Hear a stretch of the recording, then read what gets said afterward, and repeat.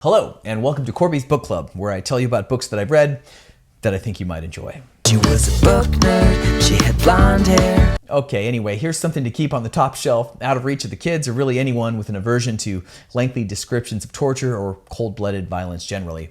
It's Henri Troyat's acclaimed description of Ivan the Terrible, the first Czar of Russia who ruled in the 16th century with a combination of fervent religious piety and a nearly complete disregard for his subjects. Here's my copy.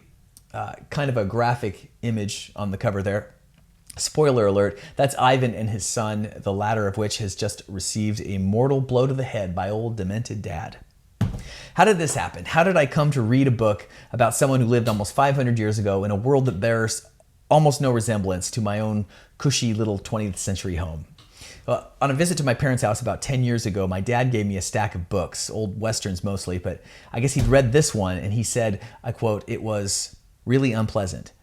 His review didn't exactly light me on fire, but there it sat on my shelf until last month when I dusted it off and pulled it out. I don't know why still. I think it was something about wanting to be a little bit closer to my dad and thinking about this book that he'd read and had a weird reaction to.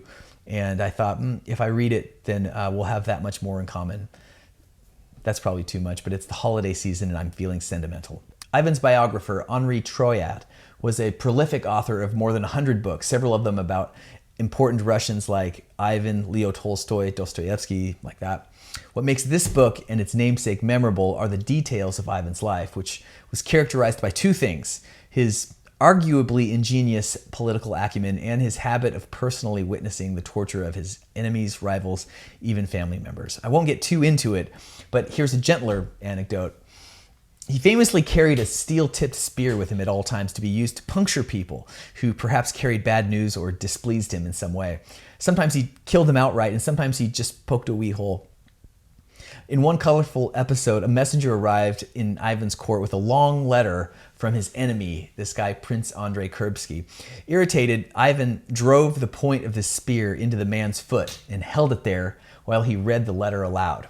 The unfortunate messenger is reported to have held in his cries for fear of further reprisal. Ivan had him tortured and put to death anyway. Okay, the book is full of accounts of Ivan hurting people in ways more darkly creative and cruel than anything I've seen in a movie, even Braveheart. It probably cost me something, spiritually, having read these episodes, but there was maybe some utility in it. A glimpse into what harm can come to people in society when a combination of power and indifference meet in a man who perceives himself as a sort of god on earth. It's hard to imagine this sort of thing happening in the kind of check on power that comes with even the most bickering democracy like ours. The other, and this is more subtle, is I kept asking myself what it said about the Russian temperament that Ivan was allowed to persist in his excesses, not for a few years, but across decades. He was feared by his people, but he was also loved by them too, even as he killed their sons, fathers, daughters, wiped out populations of entire cities, as he did with the massacre of Novgorod, in which an estimated 20,000 people, Russians all of them, were killed by Ivan and his personal army, the dreaded Oprichniki. One clue might be in the religious nature that governed the Russia of the 16th century. Here were a people who still held a medieval view of the world as a sort of fixed universe of order.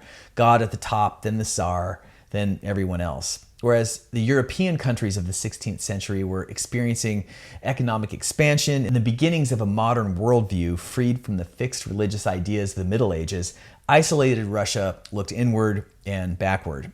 Whatever the reasons, Ivan the Terrible outlived everybody, even his son and heir, whom I said he killed in a fit of rage. Nonetheless, he's somehow not universally despised. The Terrible in Ivan's nickname is meant in the archaic sense, as in mighty or to be feared, not as we might use it today as like evil. Ivan the Terrible.